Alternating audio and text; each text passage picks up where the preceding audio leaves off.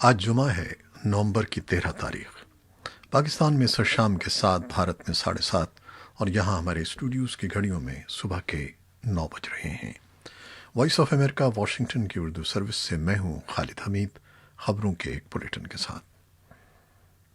امریکہ کی cyber security agency نے جمعرات کو جاری ایک بیان میں کہا ہے کہ صدارتی انتخابات سن 2020 میں ووٹنگ سسٹم میں خرابی یا بیلٹس کو چھپائے جانے سے متعلق الیکشن سیکیورٹی حکام کو کوئی شواہد نہیں ملے ہیں۔ سائبر سیکیورٹی ایجنسی کے مطابق 3 نومبر کو ہونے والے صدارتی انتخابات میں ڈیموکریٹک پارٹی کے امیدوار جو بائیڈن کامیاب قرار پائے ہیں، جبکہ انتخابات میں دھاندلی، ووٹ غائب ہونے یا تبدیل ہونے سے متعلق کوئی ثبوت نہیں ہے۔ سائبر سیکیورٹی ایجنسی کے مطابق انتخابات کے 2 منتظم groups, election infrastructure government coordinating council executive committee (GCC) اور election infrastructure sector coordinator council (SCC) کا کہنا ہے کہ رواں برس ہونے والے صدارتی انتخابات امریکہ کی تاریخ کے محفوظ ترین انتخابات تھے۔ ریپبلکن صدارتی امیدوار صدر ڈونلڈ ٹرمپ شواہد فراہم کیے بغیر مسلسل انتخابات میں دھاندلی کے الزامات عائد کر رہے ہیں اور انہوں نے اب تک شکست تسلیم نہیں کی ہے۔ دوسری جانب جو بائیڈن نے آئندہ صدارت کی ذمہ داریاں سنبھالنے کی تیاریاں شروع کر دی ہیں اور کئی عالمی رہنماؤں نے انہیں امریکہ کا صدر منتخب ہونے پر مبارکباد بھی دی ہے۔ امریکہ کے محکمہ ہوم لینڈ سیکیورٹی کے cyber security and infrastructure security agency CISA کی جانب سے جاری بیان میں مزید کہا گیا ہے کہ انتخابات سے متعلق بہت سے دعوے اور گمراہ کن معلومات موجود ہیں، تاہم انتخابات کی خود مختاری اور اس کے درست ہونے سے متعلق ہم مطمئن ہیں۔ CISA کے سربراہ کرسٹوفر کرپس امریکہ کے مایہ ناز سائبر سیکیورٹی افسر ہیں اور وہ صدارتی انتخابات سے متعلق گمراہ کن معلومات کی بے کے لیے ایک ویب سائٹ بھی چلا رہے ہیں۔ انتخابات سے متعلق سیکیورٹی گروپس کا کہنا ہے کہ جن ریاستوں میں کانٹے کا مقابلہ ہوا ہے، ان تمام ریاستوں کے پاس پیپر ریکارڈ موجود ہے اور ضرورت پڑنے پر ووٹوں کی گنتی کی جا سکتی ہے۔ ریاست الاسکا میں ریپبلکن سینیٹر ڈین سلیون کے دوبارہ منتخب ہونے کے ساتھ ہی پارٹی نے ایوان بالا کی 100 میں سے 50 نشستیں حاصل کر لی ہیں، جبکہ ڈیموکریٹک پارٹی نے 48 نشستیں حاصل کی ہیں۔ ایوان میں دونوں پارٹیوں میں سے سینٹ میں کس کی اکثریت ہوگی، اس کا فیصلہ ریاست جارجیا میں 5 جنوری کو 2 سیٹوں پر ہونے والے مقابلوں کے نتائج سے واضح ہو جائے گا۔ جارجیا میں 2 قدامت پسند ریپبلکن سیاستدان ڈیوڈ پرڈو اور کیلیفر لوفر اس وقت 2 سیٹوں پر فائز ہیں، لیکن 3 نومبر کے انتخابات میں دونوں ہی واضح برتری حاصل نہیں کر سکے، جس کے بعد ان 2 سیٹوں پر دوبارہ مقابلے ہوں گے۔ ریاست جارجیا کی ایک بھی سیٹ جیتنے کی صورت میں ریپبلکن پارٹی اپنی ایوان میں اکثریت کو برقرار رکھنے میں کامیاب ہو جائے گی، لیکن اگر دونوں قدامت پسند سیاستدان شکست سے دوچار ہوتے ہیں تو ڈیموکریٹک پارٹی کے ممبران کی تعداد بھی 50 ہو جائے گی، اور یوں دونوں پارٹیوں کو مساوی نمائندگی حاصل ہوگی۔ لیکن اس صورت میں قانون سازی کے لیے کسی بھی پارٹی کے پاس اکثریتی ووٹ نہیں ہوگا۔ امریکی آئین کے مطابق دونوں پارٹیوں میں برابری کی صورت میں نائب صدر کے فیصلہ کن ووٹ کے ذریعے جمود کی کیفیت کو ختم کیا جا سکتا ہے۔ لہذا ایوان میں مساوی نمائندگی کے وقت کی انتظامیہ اپنے حق میں نائب صدر کے ووٹ سے قانون سازی کر سکے گی اور سینٹ کی کمیٹیوں میں اکثریت بھی حاصل کر سکے گی۔ افغانستان میں قومی مفاہمت کی اعلیٰ کونسل کے چیئرمین عبداللہ کا کہنا ہے کہ افغانستان سے امریکی فوجیوں کے انخلاء کا فیصلہ امریکی حکومت کر رہی ہے اور کابل میں حکام اس بارے میں کوئی فیصلہ نہیں کر رہے۔ انہوں نے کہا کہ یہ سوچنا حقیقت پسندانہ نہیں ہوگا کہ افغان حکام امریکی فوجیوں کی واپسی کے بارے میں فیصلہ کریں۔ عبداللہ آج جمعے کے روز ہرات میں 9ویں ہرات سیکیورٹی کانفرنس کی افتتاحی تقریب سے خطاب کر رہے تھے۔ انہوں نے کہا کہ 2 ماہ سے جاری بین الافغان امن بات چیت کی کوششوں کے باوجود دوحہ میں مذاکرات کے آغاز سے متعلق کوئی پیش رفت نہیں ہوئی ہے۔ انہوں نے کہا کہ افغان حکومت کی مذاکراتی ٹیم طالبان کے ساتھ امن بات چیت کے آغاز کی امید میں دوحہ میں موجود رہے گی۔ امریکہ کے سابق سیکیورٹی مشیر میک ماسٹر نے ہیرات کانفرنس کے لیے پہلے سے تیار کردہ ویڈیو بیان میں افغانستان کے بارے میں سابق صدر براک اوباما اور موجودہ صدر ڈونلڈ ٹرمپ کی پالیسیوں پر تنقید کی۔ انہوں نے افغانستان حکومت کو مشورہ دیا کہ وہ دنیا کو باور کرائیں کہ دہشت گردی کے خلاف جنگ اس وقت تک کامیاب نہیں ہو سکتی جب تک افغانستان میں سیکیورٹی کی صورتحال بہتر نہ ہو۔ انہوں نے کہا کہ طالبان جنوبی ایشیا میں دہشت گردی کے نظام کا حصہ ہیں اور وہ دہشت گرد گروپوں کے ساتھ مسلسل رابطے میں ہیں۔ انہوں نے افغانستان کی صورتحال کے حوالے سے پاکستان اور بھارت کے کردار کا بھی ذکر کیا۔ ہیرات سیکیورٹی کانفرنس ہر سال منعقد ہوتی ہے، جس کا اہتمام افغان ادارہ برائے اسٹریٹجک اسٹڈیز کرتا ہے۔ اس میں حکومت کے اہلکار، بین الاقوامی تنظیموں کے وفود، افغان اسمبلی کے ارکان، ماہرین تعلیم، سینئر صحافی، کاروباری شخصیات اور سول سوسائٹی کے نمائندے شریک ہوتے ہیں۔ کابل سے ملنے والی خبروں کے مطابق جمعے کے روز کابل کے مغربی پغمان صوبے کے گاؤں ارغندی کی فوجی چوکی پر کار بم حملے میں 2 افغان فوجی ہلاک اور 4 دیگر زخمی ہو گئے ہیں۔ وزارت دفاع کے ترجمان طارق آریان نے حملے کی تصدیق کی ہے، لیکن تفصیلات نہیں بتائیں۔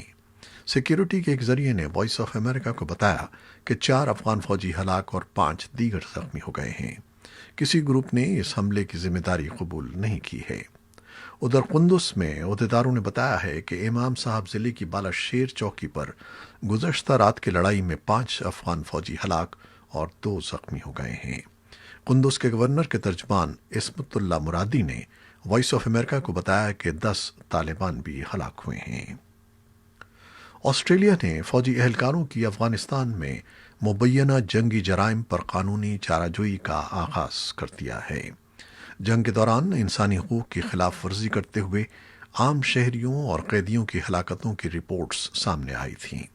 خبر رساں ادارے AFP کے مطابق وزیر اعظم اسکاٹ موریسن نے سنجیدہ نوعیت اور ممکنہ طور پر غفلت پر مبنی جرائم کی تحقیقات کے لیے خصوصی تفتیشی افسر مقرر کر دیا ہے۔ رپورٹس کے مطابق آسٹریلیا کے وزیر اعظم نے یہ اقدام اس لیے کیا ہے تاکہ ایسا کوئی بھی معاملہ بین الاقوامی فوجداری عدالت میں جانے سے روکا جا سکے۔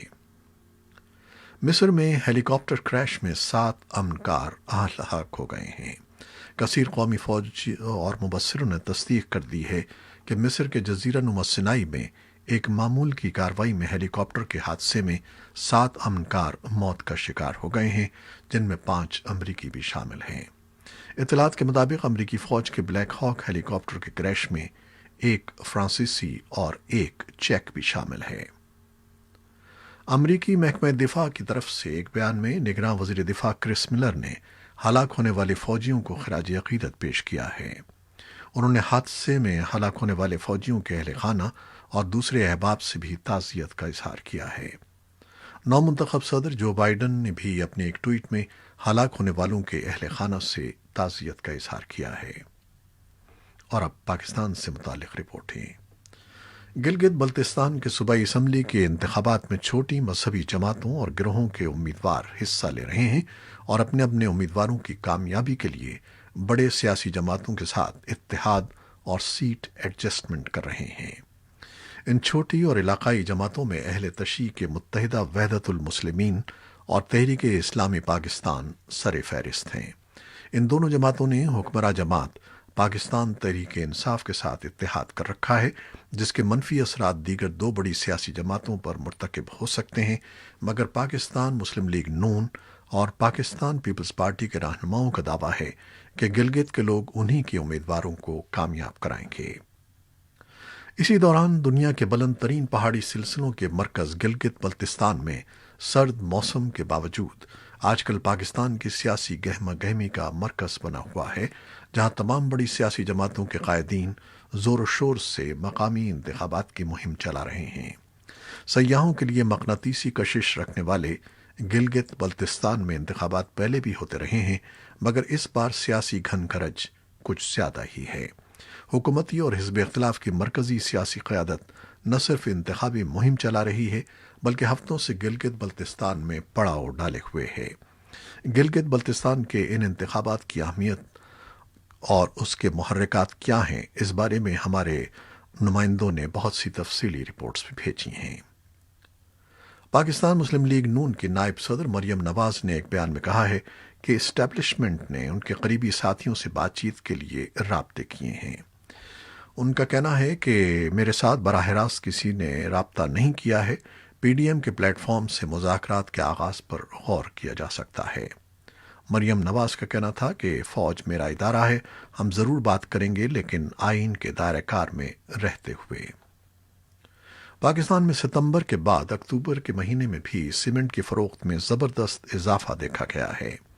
وزیر اعظم کے مشیر تجارت رزاق داؤد کے مطابق اکتوبر میں ملک میں سیمنٹ کی فروخت میں گزشتہ سال کے مقابلے میں 15% اضافہ دیکھا گیا ہے۔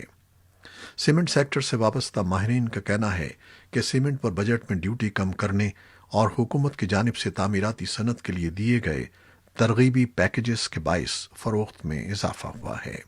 ادھر معاشی ماہرین کے مطابق فروخت بڑھنے سے زبوں حال ملکی معیشت کا پہیہ چلنے کی امید ضرور پیدا ہوئی ہے، تاہم اس کے لیے مزید اقدامات بھی ناگزیر ہیں۔ اور اب کورونا وائرس کی صورتحال۔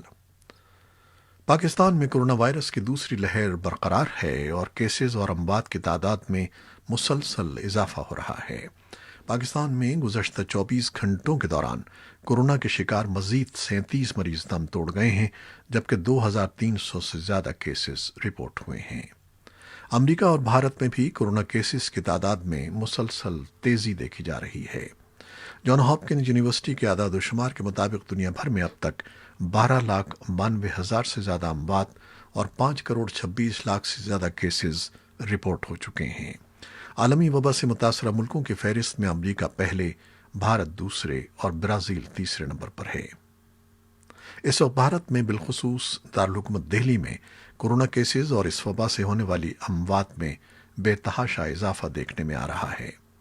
گزشتہ 24 گھنٹوں میں دہلی میں کورونا سے اب تک سب سے زیادہ 104 افراد ہلاک ہوئے ہیں، جبکہ 7,000 سے زائد افراد میں کورونا وائرس کی تشخیص ہوئی ہے۔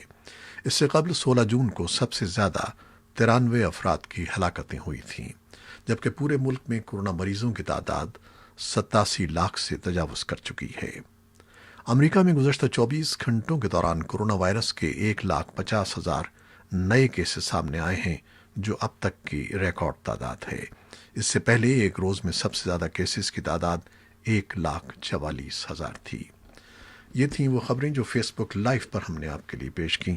ہماری ویب سائٹ اور یوٹیوب پر یہ بلیٹن پوسٹ کر دیا جاتا ہے، جسے آپ بعد میں بھی دیکھ سکتے ہیں۔ خالد حمید کو اب اجازت دیجیے گا۔ اللہ حافظ۔